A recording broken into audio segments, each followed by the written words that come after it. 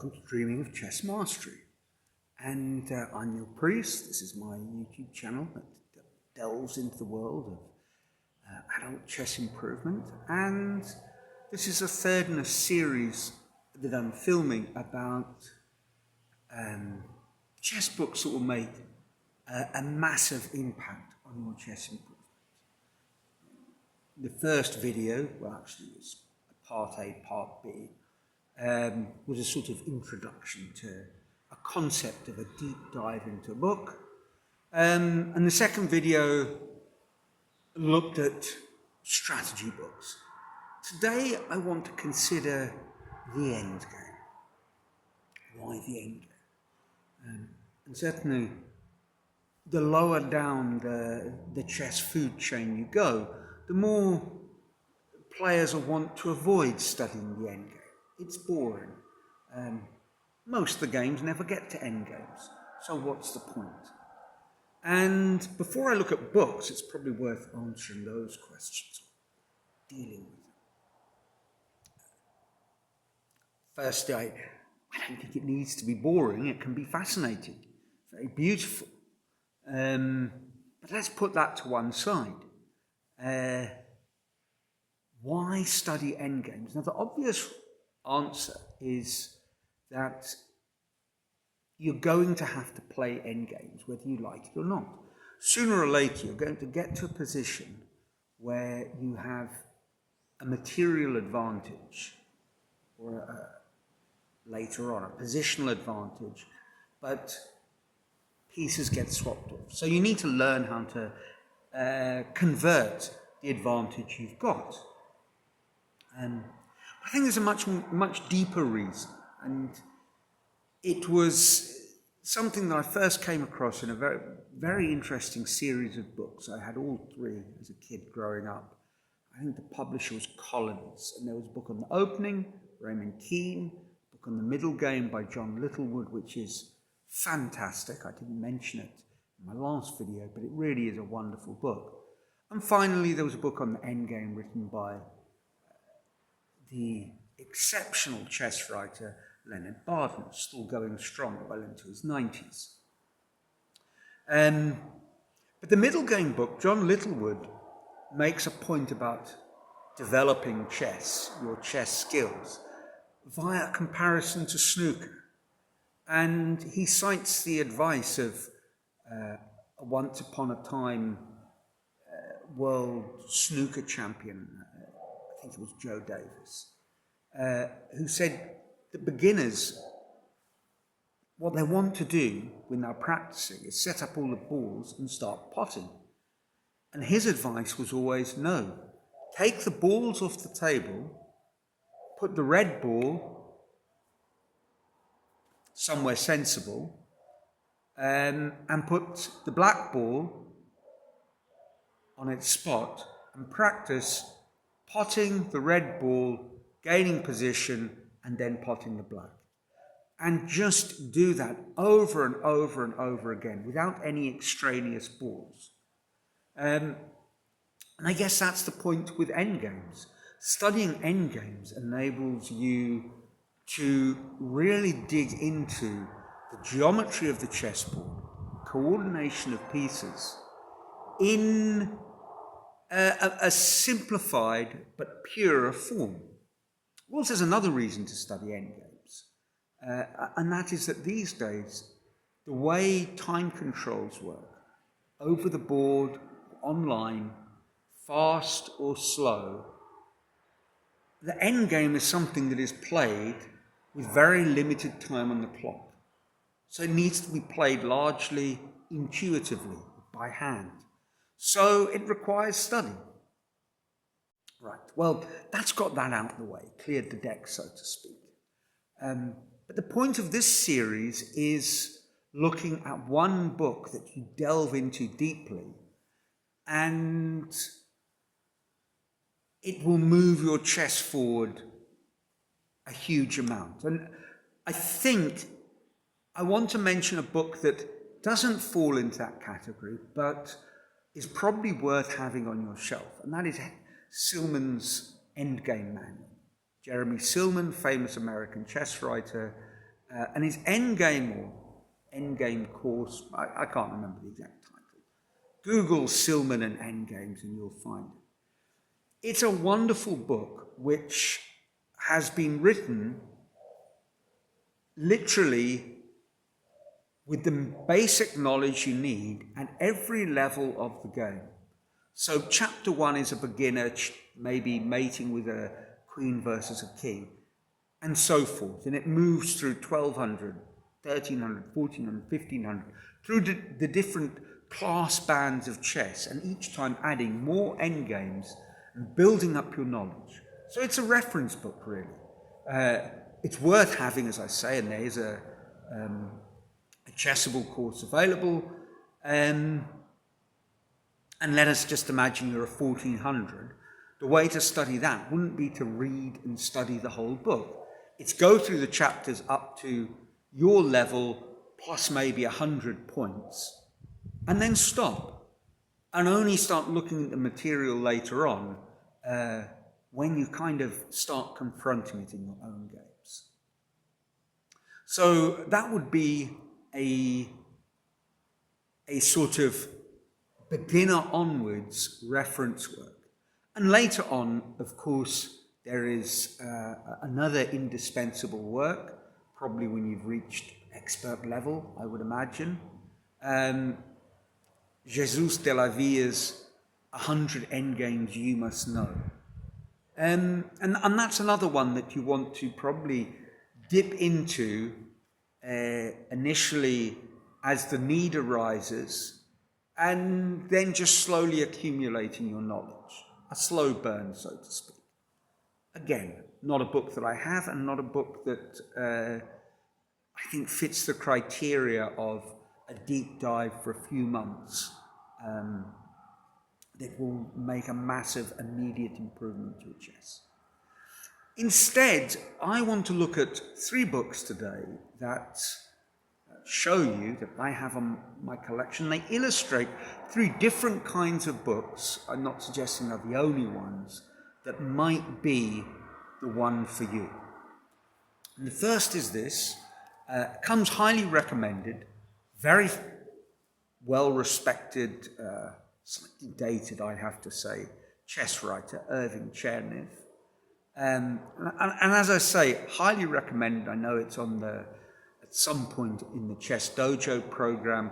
I would imagine it's a book that you start studying, 1300 or 1200, who knows, maybe all the way up, I guess, up to an advanced level. There's certainly there's fantastic material for you.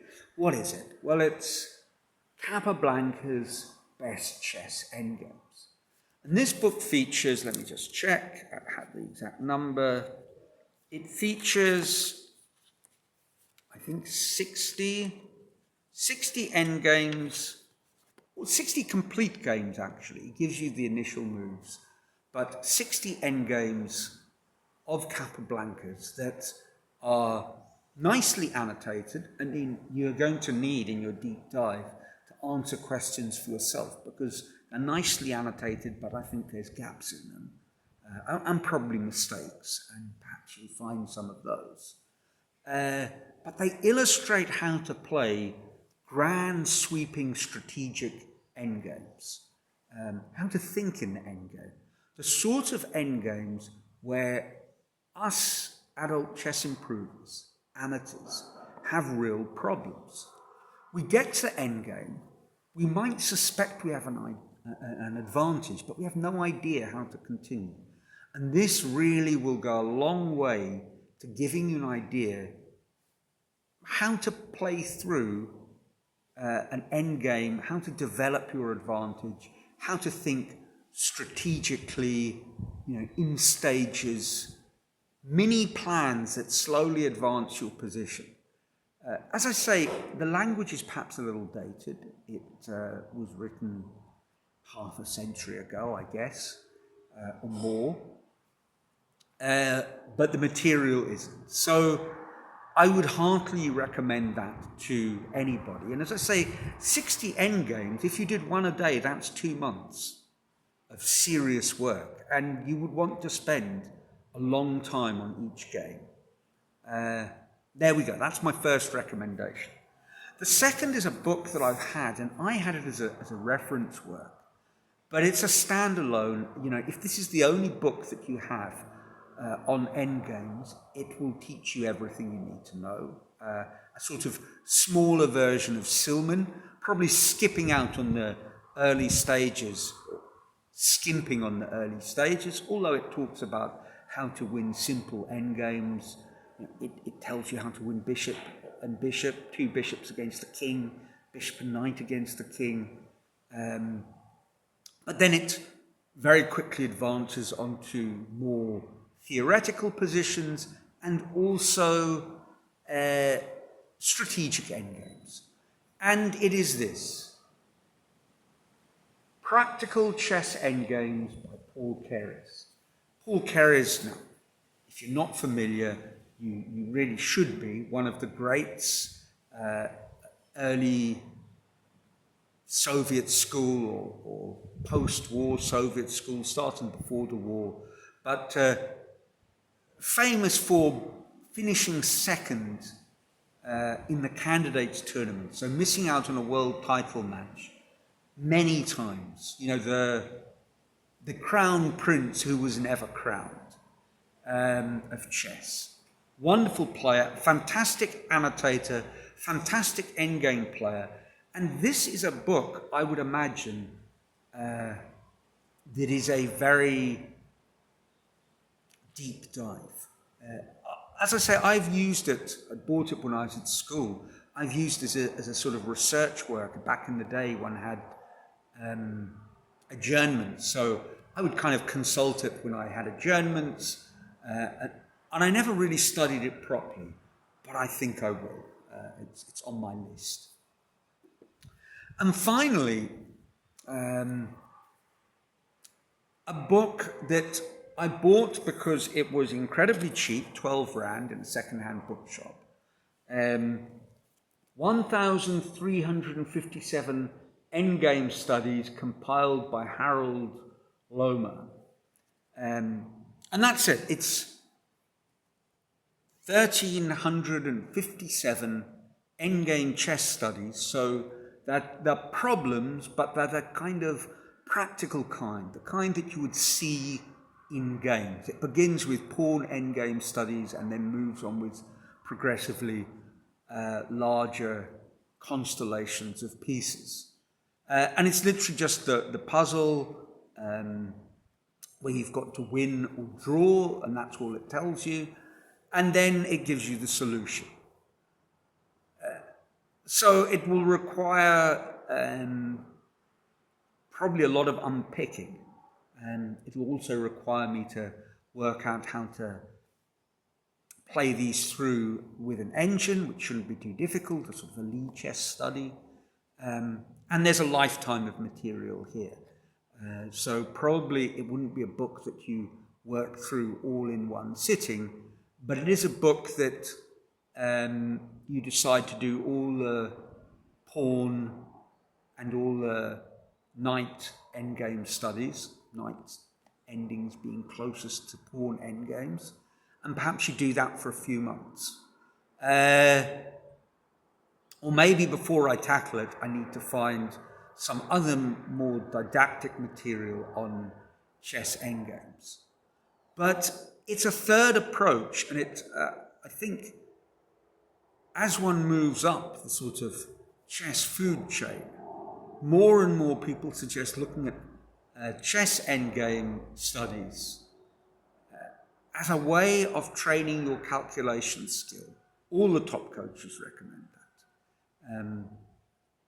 A lot of people criticize chess puzzles because they say, well, they aren't positions that occur in a game. But these, if you look at the pawn endgames, they are precisely the sort of positions that could occur in a game. Probably haven't occurred in your game yet, but studying that position will enable you to build up your ability to calculate chess endgames. It will build up your imagination. I don't think I'm probably unqualified to make this judgment, but my suspicion is this is not something that one really needs to worry about until you're north of maybe 1800. Unless, of course, you came to chess later in life and you love crossword puzzles, well then chess puzzles will be a great way of studying for you. But again, I don't think endgame chess problems are the best place to start if you're lower down the sort of rating pecking order. So there we are, 3 books on endgames that I have on my shelf that are appropriate for a deep dive. One takes a sort of strategic approach to chess endgames by looking at the endgames of one player. And there's a lot of other players there. You'll find this with Karpov and Carlsen and all sorts of other.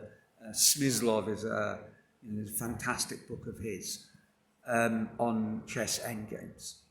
Second category is the more theoretical look at endgames in their totality type of book. And Keres's Practical Chess Endgames is right up there, and certainly a much better bet for the amateur than, heaven forbid, buying Dvoretsky's Endgame manual. And on that point, by the way, I picked up the book in our my school library when I was working in Sao Paulo. The head of the maths department bought a job lot of chess books. And that was one of them for the library. And it's simply not a book to look at until you are a 2300 FIDE strength player. I just don't even bother. It's not aimed at you. It's aimed at a FIDE master who wants to become an international master, or an international master who wants to become a grandmaster, or a grandmaster who wants to level up their endgames. If you're not in that category, if you're not one of those 3 options, don't go for that book. There are so many better ways to spend your time. And finally, if you do want to challenge yourself, you might argue, but Dvoretsky will stretch me. No, it will break you. It's a bit like never having run, saying, I will challenge myself by my first run after I've bought my running shoes will be a marathon. No. But if you do want to stretch yourself, and you're in the sort of 18 to 2200 area, well then endgame studies would be a way to go. So that's it for this week. As always, let me know if I've made any glaring omissions. I'd love to hear your thoughts. So pop something down in the comment section below. And otherwise, until next time, from a sunny Brazil, actually slightly overcast today, cheers.